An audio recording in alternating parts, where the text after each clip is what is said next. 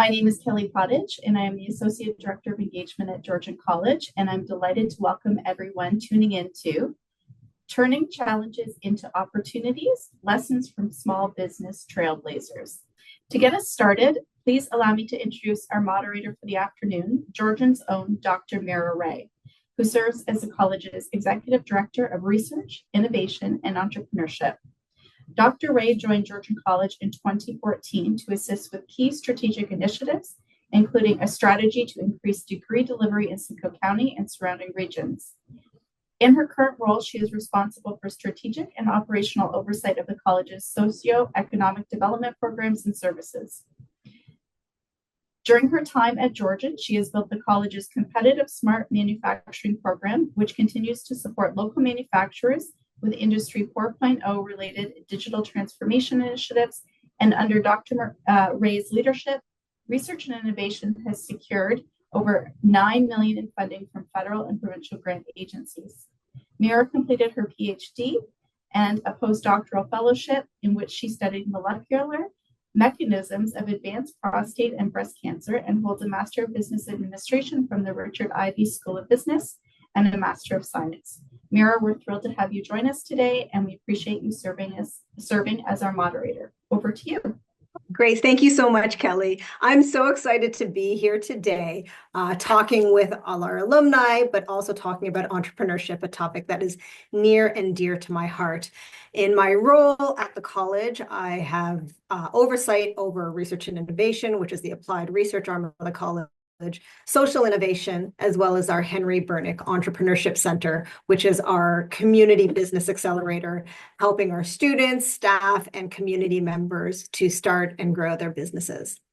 With that in mind, it is now my pleasure to introduce our two panelists with whom we'll spend some time with this afternoon.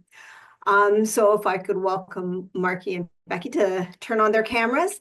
Our first welcome is to Markie Tuckett, class of 2013, and who serves as owner, operator, and designer at Timber and Plumbing. Markie is a 2024 Premier's Award nominee. She embarked on her journey to establish her business with no capital, contacts, or clients at the age of 25. Within 3 years, she propelled the company's revenue to 6 figures while also repaying a $45,000 business loan. Markie launched the Stay Golden Grant during the pandemic, where she distributed $2,500 of her own money across 2 years, offering mentorship alongside grants. Active in mentoring, she also aids in business grant allocation and fosters connections with her community. Markie is a multi-award-winning designer and entrepreneur, and her commitment to her sector has also earned her an HM Queen Elizabeth II Platinum Jubilee Pin. Queen Elizabeth II Jubilee Pin. So welcome, Markie.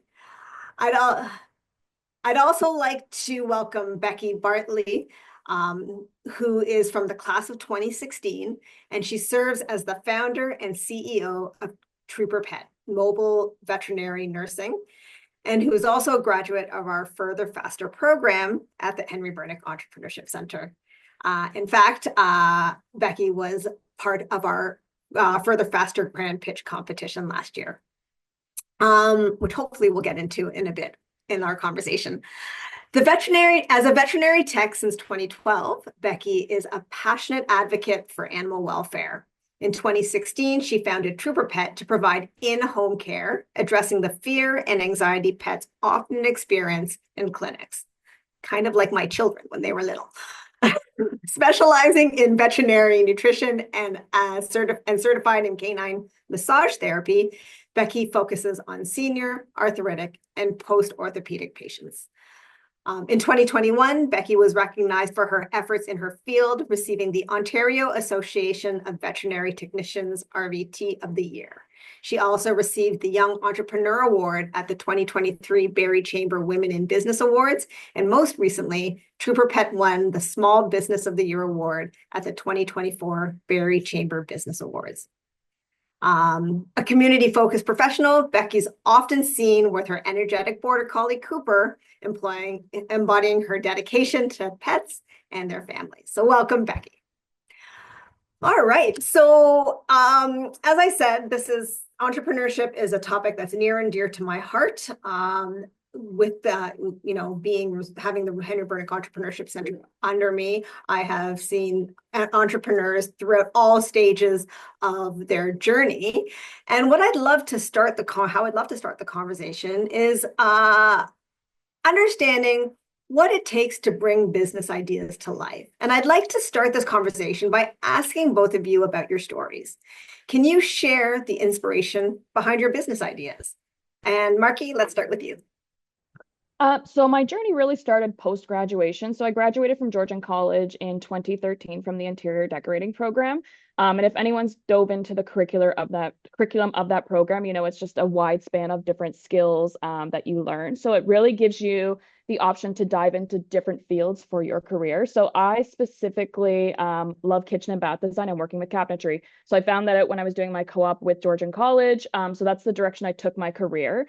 And throughout my career, before starting my business, I worked for several different businesses. I won't name them because there's a lot, but that being said, each business owner kind of ran their business differently. And that was kind of the inspiration for launching my own. So some of the businesses, although they did beautiful work, their customer care wasn't as great as it could have been. Some of them were more sales driven, so they were more targeted towards getting kitchens and cabinets and stuff out the door versus serving their customers.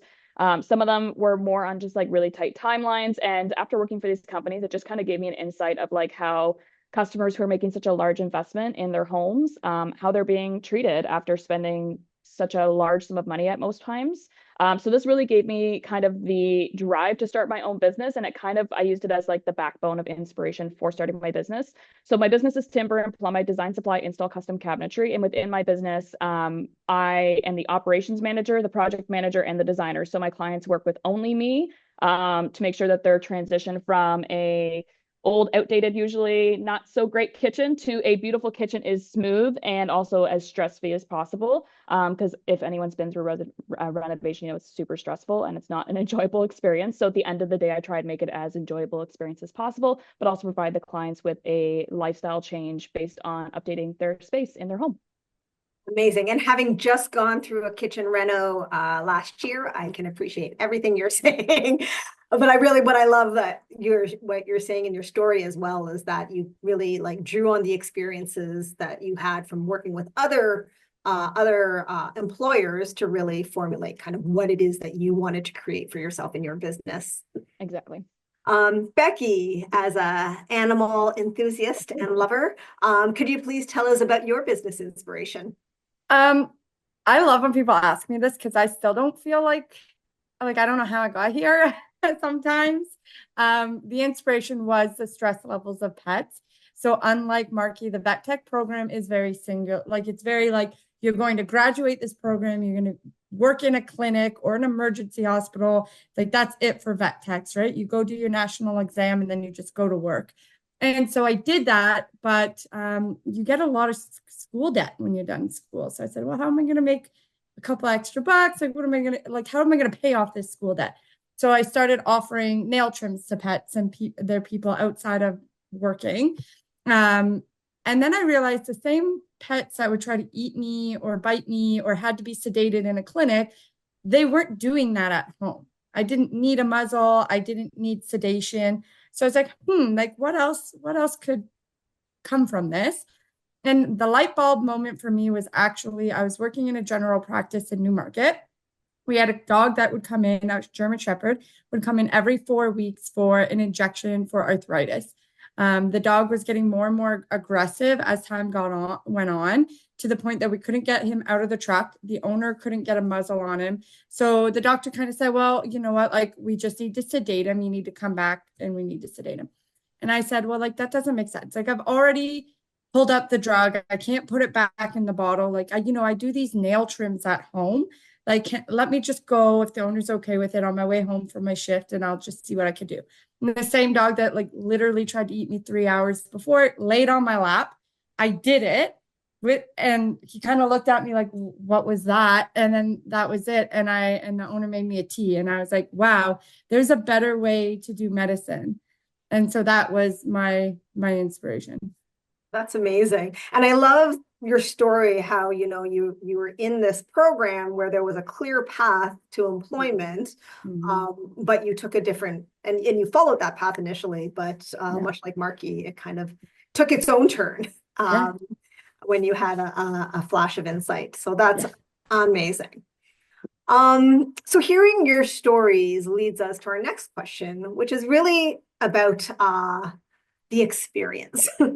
Can you tell us, the audience, about your early struggles that you experienced starting the business? So you've had the idea, you're ready to go, your early struggles, but on the flip side, your early, really hard-earned wins, either hard-earned or lucky wins. We'd love to hear about them all. Markie would. So for me, it was the situation of me starting a business wasn't like most people. So I had actually had a great job in the Toronto area. I had a salary, I was making decent money, things were really good for me financially. And then my husband was actually living in Windsor at the time because he had gotten a job promotion and they offered him to go to Windsor. So I just basically kind of got sick of working for other people and quit my job and moved in the same day and started my business the next day in Windsor. So from doing that, I was only 25. So one of my biggest struggles was literally funding. I quit my job, like I said. I moved to Windsor. I didn't have a job here. I was starting a business, so I didn't have time to commit to a full-time job to make money. So for me, finding funding was such a fun journey.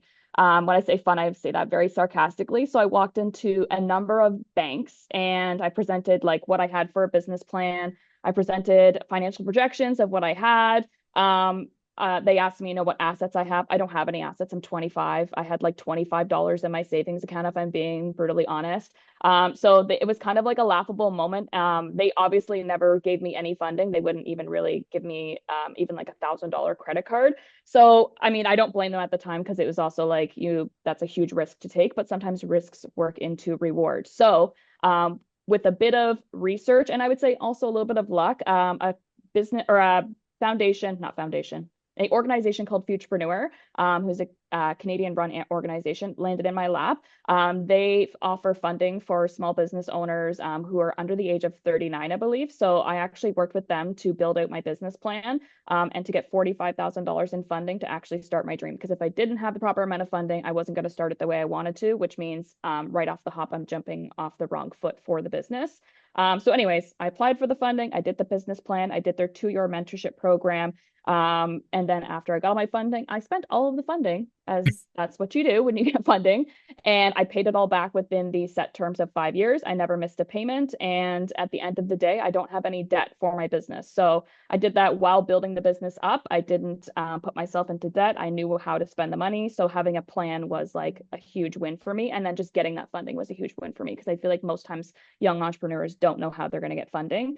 And then on the flip side, so when I moved here, I didn't know anybody. I didn't have any family or friends here. So it was finding clientele for this business that I'm building. I had no contractors. I had no installer. I had no trades. I really just didn't know anybody here. So I started attending networking events. I went to the Small Business Center. I also had zero portfolio to show because typically in the design industry, you're not allowed to take your portfolio work from another company and use it for your own.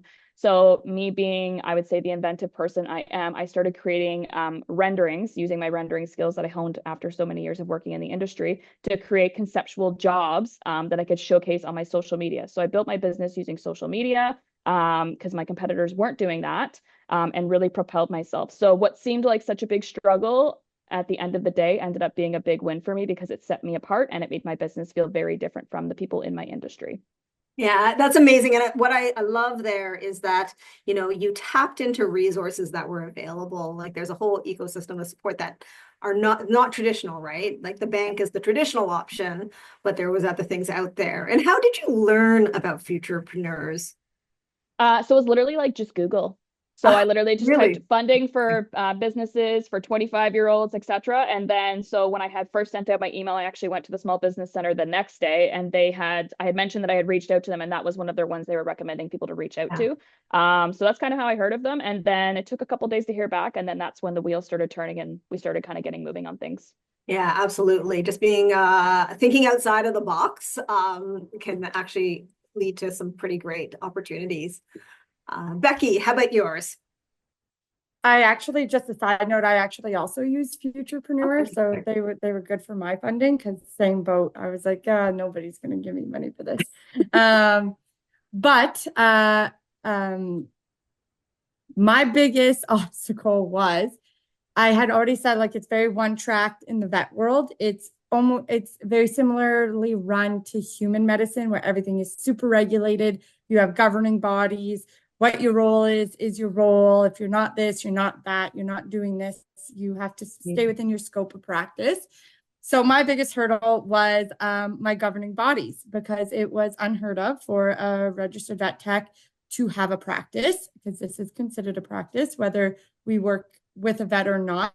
It's 100% RVT owned, which is not allowed, or was deemed not allowed. So jumping through that hurdle, I went through cease and desist. I have sat on phone calls, and I had board meetings, and had to hire lawyers to, like, read every single line of our like handbooks and say, okay, she's not breaking any of the rules. And the hugest win was winning that. It was scary. It was discouraging. Many of times I was like, I'm going to go back to work, but I didn't, also because I launched this at the beginning of a pandemic. So I had all the time to sit and fight, and thank God it was all on Zoom, because I don't know if I could have done it. But I won that, and now it's really, really nice to be recognized with Georgian College's program. Even I now sit on the board for that program, because they want somebody who's not doing the norm to have an input into what the curriculum is outputting. And I'm part of the change. So right now in Parliament, they are actually updating the Veterinarians Act. So they do have interviewed me and said, okay, like, what were the obstacles? What is the wording that doesn't make sense for you? Things like that. So that has been a really huge win. And also, that's amazing. I didn't realize that you were on the program advisory committee for the vet tech program, and this role with government. That's amazing. Did you go into the business with this sense that there's this scope issue that might emerge, or were you blindsided by that? 100% blindsided. So I was like, hey, this makes sense. I had the brilliant business idea. I knew that vet techs could go do like nail trims, things like that. I had actually called. So I knew I have regulatory bodies. I have the College of Veterinarians of Ontario. I also have the Ontario Association of Veterinarians, Veterinary Technicians. So I called them both before I like launched and like advertised and like hit public on the website. And I had spoken to many of people, and they had said, yep, just you can't do this. Yep, you can't do that. This, that, the other thing. This is how you do it. So when I started to operate, when I got the cease and desist, I was like just blown away, because I was like, well, I crossed my T's and I dotted my I's. I asked for permission. I did everything and that ended up actually being like my saving grace, because there are vet techs that it's better to keep your friends close, but your enemies closer, right? So it's like just every step of the way, it was, yeah, I'm doing this. Can I do this? Oh, I'm changing this. Is that allowed? Like things like that. So no, it was not on the forefront of my mind, but I knew I had to ask for permission. And were they excited to be working with you in this, or was it? I think during the pandemic, so 2020, I got definitely they loved it when I called, and they were like, oh, this is exciting. Okay. And some people were very like standoffish. Now all the excitement. So like we work with telemedicine doctors, we work with stationary doctors, mobile doctors. They're all super excited. We still have a couple that it's new, right? But the beginning, the tone has changed a lot for sure. Markie, I just wanted to pick up on a conversation that we had previously with you regarding the social media activity work that you were doing. It sounds like, being young and new in the field, social media was something that was a little bit more in your blood than the competitors. How did it feel what were your challenges with social media there? Did you have any learnings about your social media postings and your activity and how to optimize it? Well, it's interesting that you say that, because from for social media, I wasn't like a huge social media person. So when I started diving into it, it was a lot of learning curve for me. So even though I was 25, everyone's like, oh, you must have been so good at it, blah, blah. I was like, I am not good at it. So I leverage the skills that I do have with I'm very organized person. I'm very punctual. I know all of the inner workings of how to make a post and how to do a reel and all of those things, but it's still like a learning curve because social media is constantly evolving and constantly changing. So regardless of like all of that, I would say it came easy, but it wasn't easy at the same time. And I sourced out the things that I need to source out. So my photography for my business looks beautiful because I hire a photographer. I don't do it myself. So it was a huge competitive edge for me and it worked out. But that being said, now that we are in 2024, people are also starting to catch on and starting to do the same thing, and businesses are being built differently now. So it's just a very interesting topic to get into. It's very broad. So Absolutely. Amazing. Thank you. So shifting gears a little bit, Becky, I'm going to start with you. What is an entrepreneurial mindset in your mind, and how can someone who's been struggling to make the jump to starting a business, how can they overcome that self-doubt and fear of failure? And what is it that is critical within that entrepreneurial mindset? This is an awful question because I'm still not over that self-doubt and the obstacles, because it's forever learning. Like Markie said, like social media is forever evolving. Owning a business is, because if something worked out today, it might not work out tomorrow, or something you did once, it might not work this time, or you start hiring employees and then you have high turnover, and I constantly have this imposter syndrome. Like I started this webinar saying, like, I still don't feel like an entrepreneur all the time. Like I win an award and I'm like, why me? And it just never, I don't think, for me at least, it hasn't gone away, but that's also what keeps me motivated.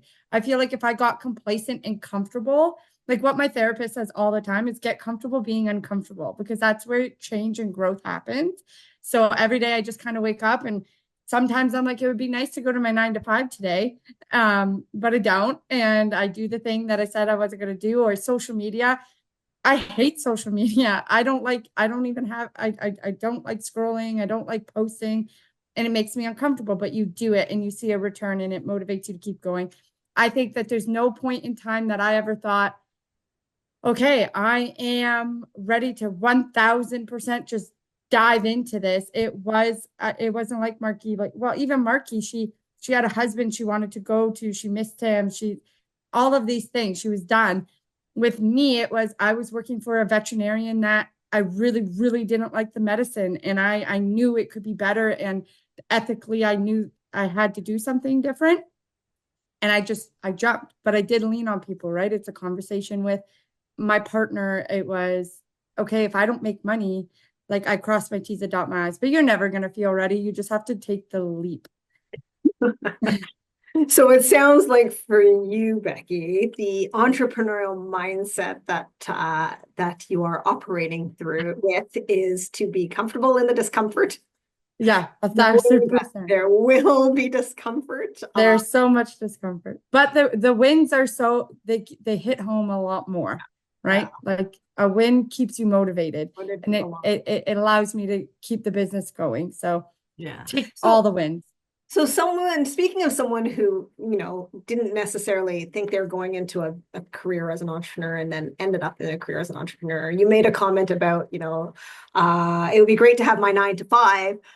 What is your day like? Oh God. The truth or what my therapist says I need to do? No. So I used to think, I wanted to set my own hours, and I was like, oh, how nice would it be to be an entrepreneur and you just kind of like work when you want to work. No, you're an entrepreneur 24/7. That it doesn't turn off. Like you have to set boundaries. So my day does look like I try not to touch my phone until after breakfast, bedtime, I try not to look at the emails. I try not to whatever, but as an entrepreneur, my phone could ring right now and it could be an employee and I have to answer it. So you're always on. It's probably more work than the 9 to 5, except if you call in sick, you're calling in sick to yourself and it's not the best. Absolutely. So just finally, along that theme, what is it that you do when you unplug? Like how do you maintain that balance for yourself? So I do love to, I have my spontaneous border collie. We talked about him. So I like to go out with him. I like to hang out with friends, which a lot of my friends also are entrepreneurs. So we usually end up talking about work, but it's fun. But my guilty pleasure is bad reality TV. I don't know why. It's so Everyone's bad. got a guilty The pleasure. Real Housewives, like I don't know. Amazing. Something to take you away and change your mind, like get you thinking about something different for a little bit. Amazing. So Markie, how about for yourself? Again, the entrepreneurial mindset and, speaking through to someone how you might be struggling to jump to the next level or overcome their doubt or fear of failure. What has been important for you and your learning? For me, the entrepreneurial mindset is you're a professional problem solver. So you can have grit, you can be empathetic, you can be passionate, but if you can't solve a problem, you're going to have a hard time. Because problems are coming up every day. It's not just like, you go in and you do your, like Becky said, it's not a 9 to 5. You go in, you don't do your 9 to 5. You do your, I don't know, your 7 to midnight. And that is what it is, because you always have to be on.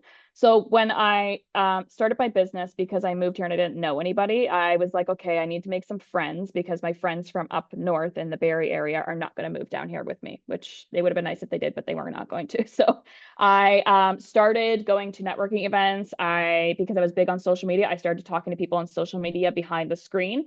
And then from there, during the pandemic, I started hosting like weekly Zoom calls, checking in with other entrepreneurs. So I started building this community. To then, after the pandemic was basically, I would say, finished, I started hosting women's networking events. So I would get about 70 female entrepreneurs or leaders within a certain industry, and they would all come out and we would do like a themed event. Like one time we did a pajama party where like everybody just came out in pajamas and it was super comfortable, and you just talk to people and you get to know people on a more of a personal level versus going to a networking event and handing out like 10 business cards and being like, well, I'm going to hit it because I'm done for the day. So just kind of making it different and building a community my own way was a huge way to kind of get past that entrepreneurial mindset. Like, I'm alone, nobody knows my struggles, because we all, as entrepreneurs, everybody has their struggles, and some may be different because you might have different businesses. But at the end of the day, the stress is still the same stress. And the other thing Becky touched on too is therapy. So I don't go to therapy for my home life or my family life. I go to therapy for my business life. I go twice a month. It's something that I never used to prioritize when I was younger, because I was like, oh, I don't need that. Like, I'm totally fine. But as time has gone on, I realized I'm not totally fine all the time. And it's hard to discuss these problems that may seem so big to you with other people, because they don't understand the same struggles. Even fellow entrepreneurs, sometimes they just don't understand. So I work with my therapist to come up with tools to put on my tool belt. So when these situations come up, I'm better equipped to handle them. And so, like, for example, if a shipment that I ordered was a week delayed 4 years ago, I'd have like a mental breakdown and call the clients and just be like, give the worst news ever, and just feel so terrible about it and feel guilty. Whereas now I'm just like, I'll call the clients, be like, hey, your shipment's coming next week. In the meantime, we can do this and this and this. We'll have your project done by this deadline, etc. So it's just dealing things in a different manner. But I would say, like, if you have the proper tools in your tool belt, the negative things that come up will not affect you as negatively as you think they will over time. And also, it's just like a callus. You just build it up over time. Now I'm okay with I love it. basically. I love the mindset that both of you have to say, sometimes you just need an objective third ear, whether it's for personal life or your professional life. The world is not ending. I just need some help to work through it myself. I love that mindset. I think it's go ahead. Think it's so important to say, like, business is personal, especially when you're in entrepreneurship. Like, there's no, like, it actually is so much related that one of my issues with my therapist is actually, I used to have like, okay, there's Becky personal and Becky business. And what I work about in therapy is, no, Becky, they're the same. And how you show up in one is how you want to show up in the other, and things like that. Yeah. And I mean, it's not just that it's business is personal, but it's also a part of you. It's something like you have birthed and given life to. So it is an intimate part of you. Markie, you mentioned something. You mentioned the entrepreneurial mindset of understanding that you're going to be a professional problem solver. Absolutely. You did also talk about the networking piece of it. And a question there I have for you is, would you call yourself someone who before this was comfortable with the networking, or is that something that you had to, I got to get comfortable with the networking? So I would say my personal self, I'm not comfortable walking up to people and being like, hey, what's up? How's it going? That's not me. I would say I'm much more reserved and like quiet. And if people come to me, I'm always pleasant and I'm always nice. But business Markie is 100% like I'm a go-getter. Like I will go and talk to people. I will hone and work on skills that make my talking to people and meeting people better. And like I said, I just had some really negative experiences of going networking events. I'm like, it's the same thing. Like nobody's actually like talking and whatever. Like they're just coming in here and handing out 10 business cards and leaving. So what we actually did with my women's networking events is we called them connecting. So it's literally not networking, it's called connecting because we're connecting on more of a human-based level versus person to person. So I would say, no, I wasn't like that outgoing person. I more so now. And I've also taken courses for like public speaking and stuff. And I also just have like conversation starter kits in my head that I'm like, okay, I don't know what to talk about with this person. I can always make some sort of connection with them, whether it's asking about their dog or asking about their kids or, you know, what they're doing over the holidays. It's just kind of being personable, I would say. Making that first connection that opens the doors. Amazing. How about you, Becky? Would you say you're a natural networker or not? No, so I like to say I'm an introverted extrovert. So I'm the type of person that if I do something social, I'll go missing for 3 days because I have to recharge my battery. Yeah. I definitely do think it was something I had to get used to. I got used to it on Zoom, which to me is a lot easier. And then when the pandemic, the restrictions lifted, and I had to start doing it in person. Thank goodness I had a business coach that started coming with me because she would introduce me, and then I just got used to it that way. But yeah, just like Markie, I've gone to like Toastmasters for public speaking. I've hosted I host every Monday a women's networking group that has helped me because I lead it. But yeah, no, it did not come naturally. It was one of those things that's like, get comfortable being uncomfortable. Absolutely. Well, things necessarily not come naturally. Neither of you graduated from a business-oriented program, and yet here you are as successful businesswomen. And so I'd like to turn the conversation a little bit to talking about, you know, building a business and the fundamentals. And so, Markie, let's start with your experience and how can an entrepreneur looking to, well, first of all, how did you develop that business acumen, that business knowledge to know what to do, the steps? I know it's not linear, but how did you learn to do what you needed to do? And then also, can you give any advice to an entrepreneur looking to take the next step to identify and create a viable business plan or starting a business from idea to reality? So, planning, I am like 100% a planner. That is my personality. I like to plan, but unfortunately, I do not like to write business plans. I find I get very excited at the fun parts, and then the boring parts, I'm like financial projections. I'm like, nah, skip. So my biggest thing is just asking for help. Every business is different. That means every business plan is different. So if you're following along on a guide, it's not going to be like a cut and paste where you can take like your little verbiage of what you do and put it there. It's going to be much more than that. So when I started building my business plan, I was just feeling like lost. The puzzle pieces were not fitting the puzzle I was working on. I worked with local small business centers. I took some free courses on how to build a business plan and then ultimately reached out to Futurepreneur, which they were able to like literally give me someone to help me build it out. But it's also just like a business plan is a business plan and not everything is going to go to plan. So initially for my business, I thought I was going to have a showroom right off the hop. I was like, I'm going to have like a 1,200 square foot showroom. It's going to be beautiful, blah, blah, blah. My funding's going to go to that. And it's Get in going to your be great. mind's eye. Yeah, people are going to walk in the door and they're going to tell me how beautiful it is and they're going to pay me $1,000 just to like say hi to them. No, that's not the case. I literally had a situation with the first space I was in with the landlord where like Becky, it became a legal issue and it was in my first year of business and I had to deal with it. And I was like, what's going on? Like, this is not going to plan. So I abandoned the space I was originally working on we worked on it for 6 months and then had to walk away from it.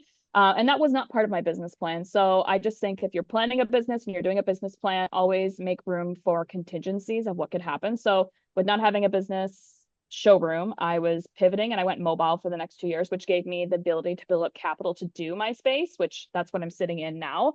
And also just like nobody's going to be excited about your business plan like you are. So if it is boring, stick with it. If it is fun in some parts, get excited about those parts. But where you what you think you can't do with it, ask for help. Like just there's help out there. There's courses, there's free resources. Use what you can to build what you can. So if I were to take what you said and distill it to like, you know, a very tangible bit of advice for someone who's looking to take the next step, the tangible bit of advice would be just ask for help. Don't try to do it alone. Correct. It's like when we were all in public school learning long division and nobody knew what they were doing. Ask for help. It's okay to ask for help. Ask for help. Exactly. So Becky, how about yourself? I know you use some of the similar resources as Markie, but some different. What would you have to say to folks? I get so excited about this because in Barrie, so that's where I'm located out of, there is just like a whole, I always joke about it being like an underground secret business world that like, if you go through your day to day, like you don't even understand it's happening unless you're in it. So what I ended up doing is when I launched my business, again, it was the pandemic. I was kind of like, what the heck do I do now? And somebody said, you know, go to the Chamber of Commerce. I said, all right, I'll go to this Chamber of Commerce. What the heck's the Chamber of Commerce? Went there and they're like, oh, like if you become a member, there's XYZ. And I'm like, okay, well, $300 a year, I'm going to become a member for sure. And they're like, well, you should talk to this business coach who offers a discount for our members. So I talked to her. She's still to this day, Patricia Dent, she is my business coach still to this day. But then she was like, okay, well, there's this small business center in Barrie and you could go there and they have a program called Start a Company Plus. So I went there and started a company and I applied to be part of Start a Company Plus. And from there, they help you build a business plan. That's kind of their principle. And when you submit your business plan at the end of the cohort, you could get a grant. And I won $5,000 just by, they helped me build my plan. And then they also gave me money because of it. And I was like, okay, this is cool. What's next? And then Start a Company Plus says, well, we have this other program we can refer you to. It's called Further Faster. And it's through the Henry Bernick Entrepreneur Center with Georgian College. I said, okay, what's that? So I applied to Further Faster and I did Further Faster. And that is all about building a business plan as well. So now I'm fine tuning my business plan I've already created with Start a Company Plus. But at the same time, and you'll speak more about it, I'm sure, but then they link you up with all of these mentors. So these mentors come into the room and answer your questions like accountants and this, that, the other thing. And they also help give feedback on your business plan. And then from the Further Faster, when you have that business plan and it's fine-tuned and it's done, I did the Further Faster grand pitch, which is, you could speak to that, but that was also amazing. And you can get resources and grants and money from that as well. But with that Further Faster graduation, I became a member of the Henry Bernick Entrepreneur Center. So now that I'm a member, I have access to mentors anytime. So if I have an accounting question and I don't want a bill for $200 from my accountant, I go talk to the HBEC accountant and they answer my questions under that umbrella and for free. I have also done other cohorts. I'm with the DMZ Innisfil, which is really close to Barrie. You know, there's tons of like co-working, networking spaces that also do like free seminars and webinars. Like Nottawasaga Futures is up here. Sandbox Center's up here. There's just a lot of things. But yeah, it's all about asking for help, but also going to look for it. Like you open the door and you will be flooded with resources. Amazing. Just because you've mentioned Further Faster and the Henry Burdick Entrepreneurship Center. So you've mentioned that you're still connecting with some of our mentors today. So I'd love to hear from you a little bit about, sort of what types of mentorship. So you mentioned accounting for sure. Have there been other mentors that you've connected with? And then I'd also love you to talk a little bit about your Further Faster Grand Pitch competition experience. Sure. So yeah, accounting has been probably the main one. I've sat with like marketers, so like input on my social media, just other entrepreneurs, like Don, who I just have this brilliant idea, and he'll sit down with me and be like, hey, like let's deep dive it and like break it into bite-sized chunks.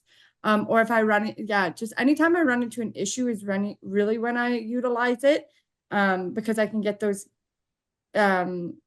questions answered, I guess. There's probably way more than that, but those are the only ones that come into mind. That's great. And it sounds like the way you're describing it, they're not like rolling their sleeves and working and doing the work for you, right? They're actually, here's one. Actually very recently, so I did Kemp and Fest. So my business, there's a huge event here in Barrie, Kemp and Fest. It's annual. And I was like, okay, like I capture all of these emails every year, but I don't know how to do email marketing. So through HBEC, I actually got hooked up with a mentor that does email marketing, and she helped make me the campaigns in the back end. So all I had to do is like make the beautiful email, and then she connected it with a campaign, because that's total foreign language for me. I don't speak email and coding and all of that. So that was like super helpful this past summer. And that was all through HBEC. I think we worked together for like 3 hours, 1 hour sessions. It was great. And then, Further Faster pitch. So when you graduate the Further Faster program, at the end, you have to submit a 1-minute video pitch to a panel of judges that are not biased, or not your mentors or other people. And from that, the top 3 of each cohort, and I believe it's run 3 or 4 times a year, go to a grand pitch competition at the end of the year, where you have 5 minutes to pitch your business for $10,000. And then there's other levels of like second place, third place. I did not place, but even just having participated, it really opened the door too, because people in the audience had reached out to me. They got my contact information. They had great ideas. I ended up switching banks because of it, because a bank representative ended up contacting me, and I liked what they had to offer better. So yeah, it still was a great experience. Great, thank you. So just building on some of the conversation that we've had, Markie, you mentioned that knowing that your business plan will never go according to plan, and just being cognizant of that, so that when things happen, you're not taken off guard per se. What are some of the other common pitfalls that you would say you would recommend that new entrepreneurs, existing entrepreneurs might want to keep an eye out for, and some of the pitfalls they might experience, and how to stay motivated throughout some of these challenging times? So I always just say research is like your number one. If you're offering a product or a service, or a product with a service, don't ask your mom and your dad if they would buy your product or service, because they're going to say yeah. Ask strangers, ask people if they would invest and buy into what you're selling, because if not, then you're not going to have a viable business. You're going to have a really hard time once you put all of this work in, to make sure that you're actually selling the product or service you offer. And that being said as well, like, you should be researching into what your competitors are offering too, because in my industry, because people are spending such a vast amount of money, you can lose a job literally by price. Like, someone could be $2,000 less than you, and then a customer will literally just go with them. So there's like common pitfalls, like stuff like that, where like, before you open your business, know your market and know what you're worth. So the other thing too, like I always do, is like research into building your skills. So I am not an accountant. I don't like accounting. I'm not good at it. So I researched into an accounting firm that actually is tailored to servicing clients and educating their clients. So my previous accountant, I was never like comfortable. I'd ask her questions. I had no idea what they were talking about. They were like assets and liabilities. And I'm like, I don't know what any of this means. And my new accountant that I researched into and found, they were actually able to educate me on how to read like a balance sheet properly and how to do all of these things. The other thing I would say too, that's like a common pitfall for people is not planning financially and not having enough money to actually do what they want to do. So Becky touched on grants. So I'm dubbed the grant queen out in Windsor by multiple people have told me that. I love applying for grants because it keeps me motivated and it also gives me something to strive for to meet those goals. Maybe financially I can't reach for them now, but if I were to get that grant that I've applied for, maybe I can get them sooner. So like Becky, I did the Starter Plus Company grant. I've done Digital Main Street a couple times. I've done the Raise grant. I'm actually just finishing up the My Main Street grant, and all of these different grants that I've used have been so helpful to propel my business in terms of marketing. Getting, I have a sign on the front of my building now because a grant paid for it. I'm sitting at a new conference table because a grant paid for it, and like I feel like it's just such an underutilized thing because people don't think that they're going to be eligible or it takes too much time, and that's a common pitfall I feel like for a lot of businesses is not putting the time into asking for those things. And going for those things. And lastly, like it's just being adaptable to the ebbs and flows of business. So I used to plan out my schedule when I started planning my business to have some fun stuff. So like, ooh, I get to work on branding and colors and a logo, but then I also have to work on financial projections. So I used to plan my days where it has like some fun stuff, but also some like not fun stuff. And it really prepared me for coming into a business and running operations because I would say 50% of my work is really fun and 50% is like a huge bummer.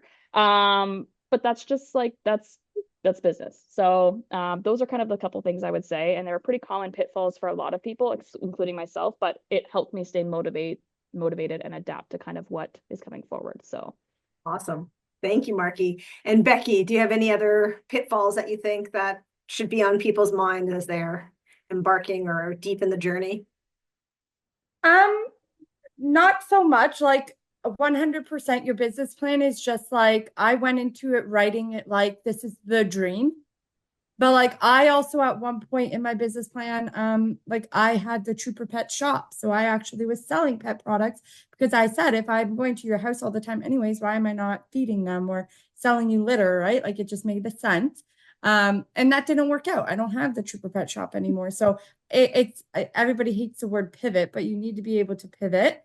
And you have your dream, your big goal. You got to bite-sized chunk it, right? Like Markie said, she wanted that space first, but not having it actually, she built up the capital to be able to do more.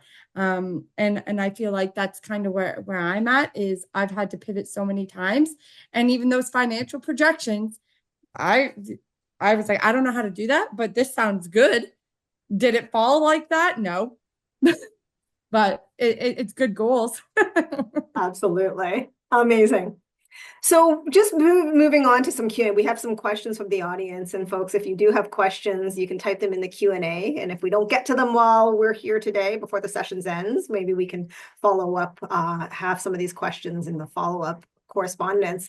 But I'm going to start with some a practical question that's coming in from the audience. And it has to do with customer reviews. Like, how do you go about getting good reviews? Do you ask folks? Do you just rely on word of mouth? And Markie, would you like to start?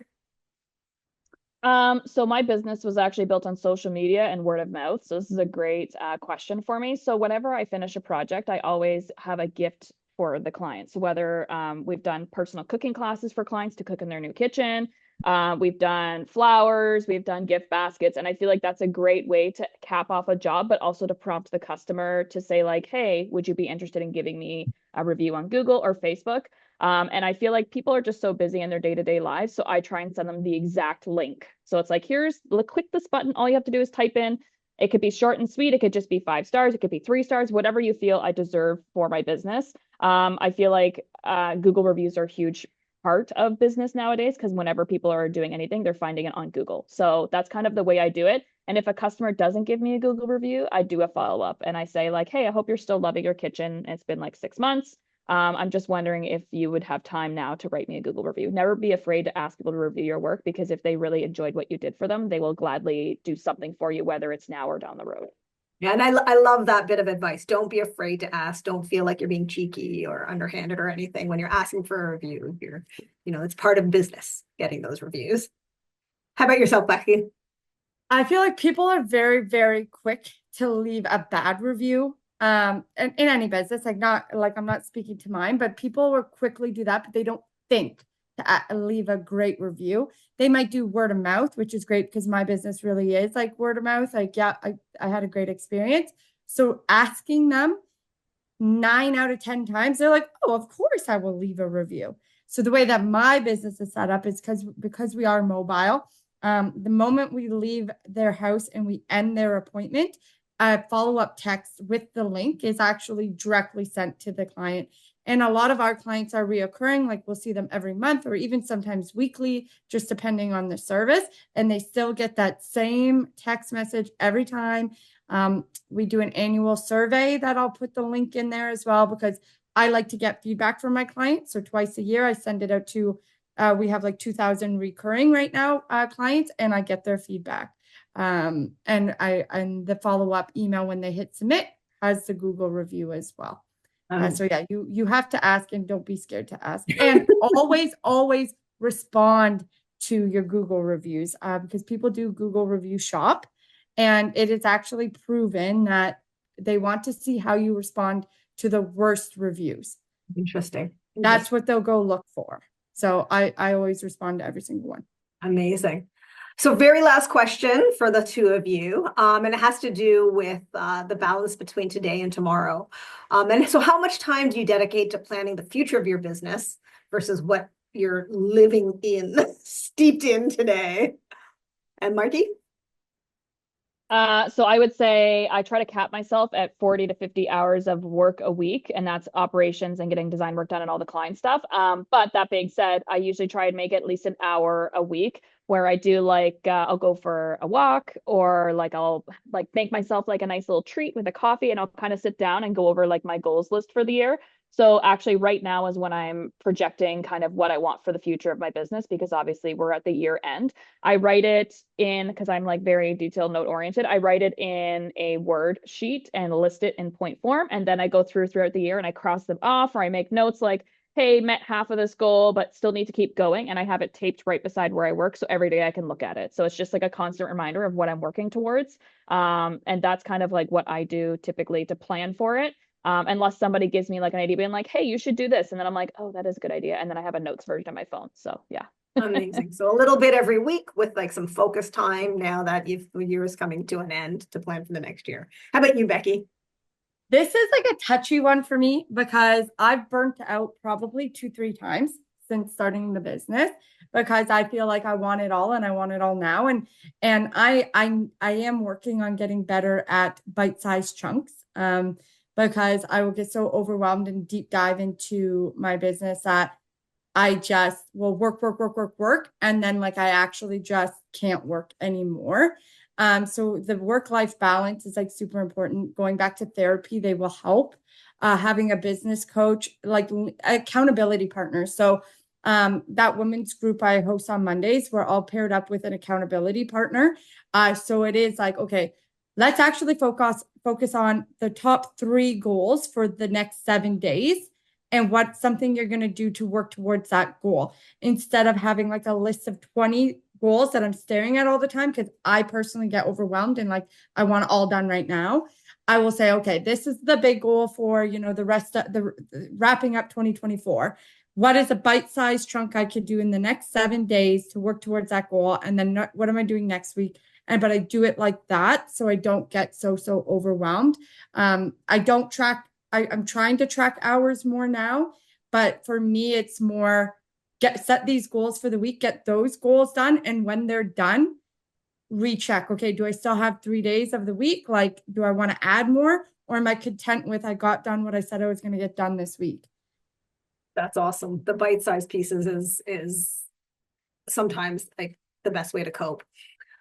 So thank you, the two of you. It's been so great chatting with you, hearing your stories, hearing your advice to entrepreneurs. So thank you very much for sharing. If anyone who's listening to this or watching this at a later time And if any of you are interested in the Henry Bernick Entrepreneurship Center and the supports that we have, a link to our intake form, to the website, and the intake form will be provided, as well as links to both Becky's and Markie's businesses as well. For anyone who has heard Becky speak about the Further Faster program and is interested, the next cohort starts January 22nd, and registration is open now. So definitely, if you're interested, you should look into that to start your registration. It often fills up. So would love to see you all there. Again, thank you, Markie, and thank you, Becky, and thank you, Kelly, for having us here. Well, thanks to all of you. I'm feeling so inspired. I want to say thank you to our guests as well for joining us today. I would like to especially thank our alumni speakers who have volunteered their time and expertise to benefit the Georgian Alumni Network. Mira, Markie, Becky, thank you for sharing your knowledge and expertise, and thank you for being so genuine and authentic.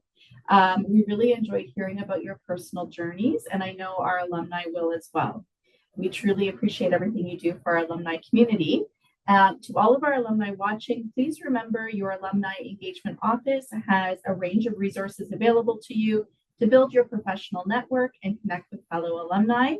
Visit georgiancollege.ca/alumni to learn more about these services. Thank you to all.